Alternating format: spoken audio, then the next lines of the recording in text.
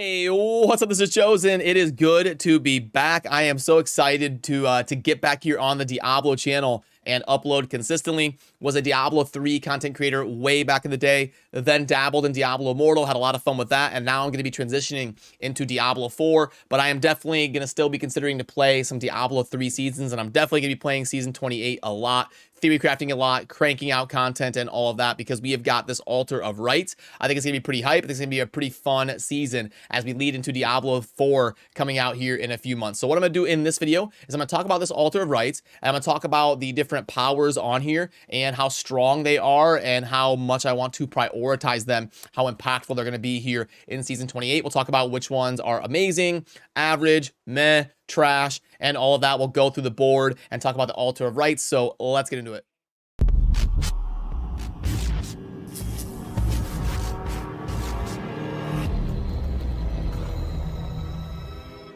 Alrighty, now first of all, what I want to do is pull up this really handy tool that was made by Calico. I actually got to talk with Calico a little bit. Super nice and super good job on developing this tool. Makes it really easy to kind of plan and test things out and test out routes and see it laid out a little bit nicer than it is in game and see everything that it requires over here on the left. And then as you go down the board, it will show you on the right side what you currently have, and it will fill in on the left. So great job, Calico, and I will link to this tool down below if you would like to pull this up on your end and use it.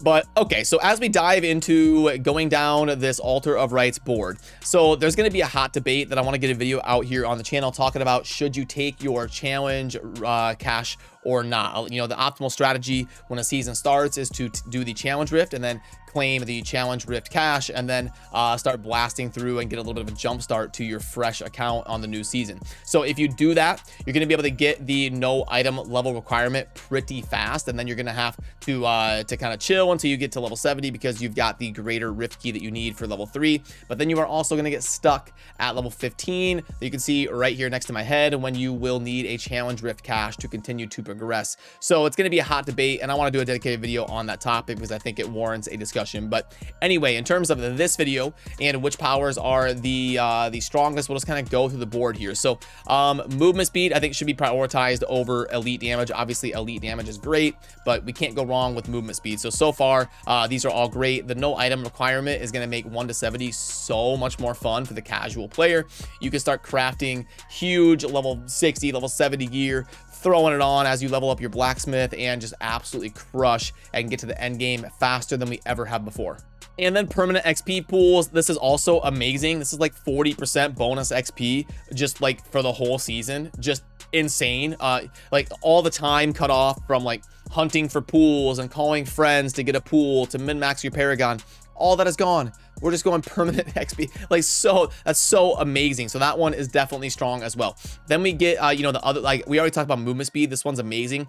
The other three are meh. I mean, they're okay. Like everything on here is nice, but in terms of it being super powerful, I think this tier here is also meh. I mean, I like the elite damage. That's probably the most powerful one right there. But then we start getting into the super ridiculous stuff down here in the second half of the board.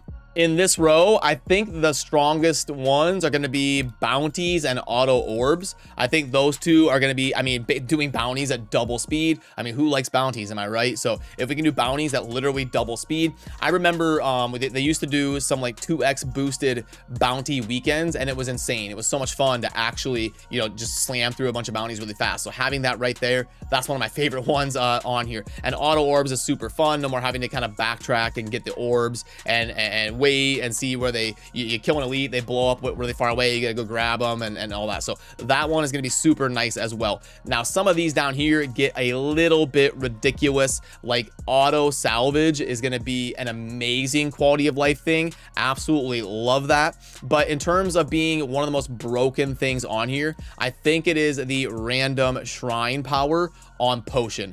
That is just gonna make, I mean, it's one of the most broken mechanics we've ever seen in the game. You just hit a pylon, you just get a pylon power while you're spamming your potion on cooldown, and just, I mean, imagine getting you know, a power pylon when you use your potion. Absolutely insane. That might be the strongest thing here on the entire board.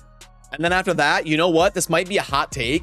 I think the second strongest thing on this board is going to be the extra progress orbs, the +1 progress orb, because the way that it's functioning right now is everybody in your group gets an extra progress orb. So instead of killing an elite pack and it dropping 3 orbs, it's dropping like 7. So this is just completely bonkers. A 2-minute rift is going to be like a minute 10. It's so good for speed farming and also pushing, because you have to kill less elite packs and stuff. So I think it's literally the second strongest thing on this entire board in those progress orbs. Even though it sounds kind of lame, in practice it is so impactful. The resource on crit is going to be great early season, and I think it's going to be great to help people kind of get their builds jump started. But you know, once you've got a build up and rolling, it's really not that big of a deal. Most successful builds are designed to not really need a whole lot of resource. They are mostly designed to be self-sufficient, so will be great, but it isn't going to be super powerful. You do get some other quality of life things like DB ×2 and auto DBs. I think that's also not going to be as good as it sounds most times. I mean, obviously, you know, some people are going to be struggling for any resource, but usually DBs and auto DBs isn't going to be a huge game changer. Nothing like the progress orbs and the shrine pylon and that type of stuff.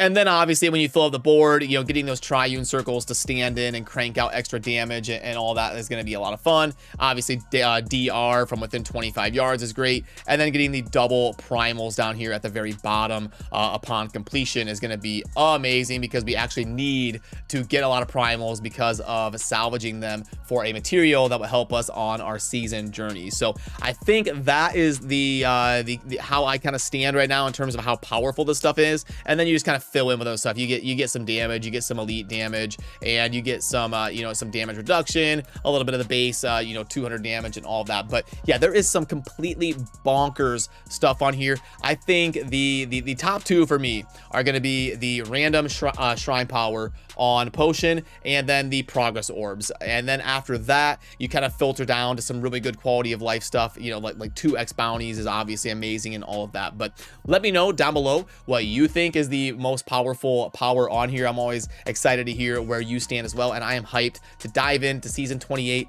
play with a few of my friends, and cover the season, theory craft some builds, and enjoy some Diablo 3 here. So that will do it for me on this one, and I am going to get to work on other content, like walking you through the optimal path to take on this, whether you take your challenge rift bag or not. We'll walk through you know, the first 14 and what order to go in if you do take the bag, and then we'll talk about the whole process if you don't, and all of that. We'll talk about the discussion of should you or shouldn't you take your challenge rift cache, which one is going to be more optimal for you and how you want to play. There's lots of fun discussions, build orders, and all sorts of stuff, 1 to 70 optimization, power leveling guides, and endless topics that we can do as we get closer and closer to season 28, which will probably be launching in like 2 or 3 weeks or so. So remember to subscribe on your way out if you enjoy Diablo content for Diablo 3 and Diablo 4. I will see you soon in the next video. Thanks for watching. Have a good rest of your day. Peace.